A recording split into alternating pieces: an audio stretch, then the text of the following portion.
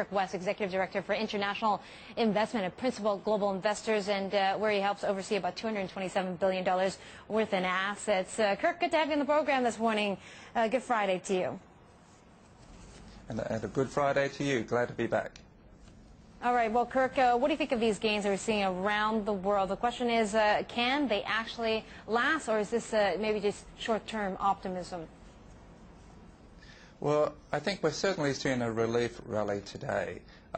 There's probably a bit of a short squeeze because of a lot of investors have been in cash. But that said, it's quite likely that this rally will continue until the end of the year. But what makes you think that we'll see this rally continue into the rest of the year? Just because of the sheer amount of cash on the sidelines hoping to get in? Well, I think it's a combination of things. Markets have been factoring in quite a high chance of a global recession. I think that's been pushed back. And if you look at the fundamentals of asset prices, particularly equities, valuations are actually very supportive at this point. So, you know, there's a lot of detail to come out. There will be hiccups along the way. But I think on a fundamental perspective, there will be good support. And as you said, from a technical perspective, there is plenty of cash still to be invested. All right, but let's also talk about the deal in Europe, because it looks like markets are reacting like basically we have a full solution. We don't. I mean, some are just saying this is just cough medicine. We really need chemotherapy. Well, you're absolutely right. I mean, there's a lot of details to come out. I think one of the interesting ones will be to get a better understanding of what Greek private holders get. We're talking about a 50% haircut, but what does that really mean? What do they get? Do they get EFSF bonds? Do they get Greek bonds? And if part of it's in new Greek bonds, which I think it will be, what are the chances that they will trade at par? Yeah, okay, lots of questions remain to be answered. What about the financial sector itself? Because we saw financials basically being the big gainers over in New York, also in Europe, in reaction to this deal.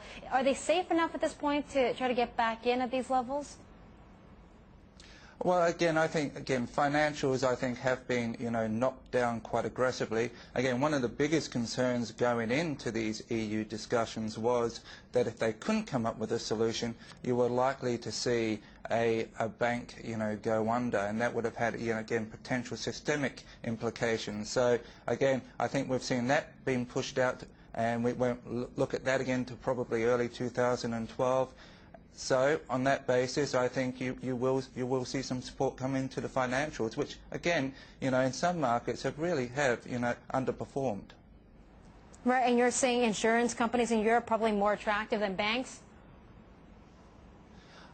Look, again, I think Europe is not our preferred market. In terms of developed markets, we would still prefer the US. I think that's where we're certainly looking, and banks and insurance companies in the US market, I think, do offer selective value. In Europe, I think it's still very, very complicated, and on that basis, I think, we would still be on the sidelines.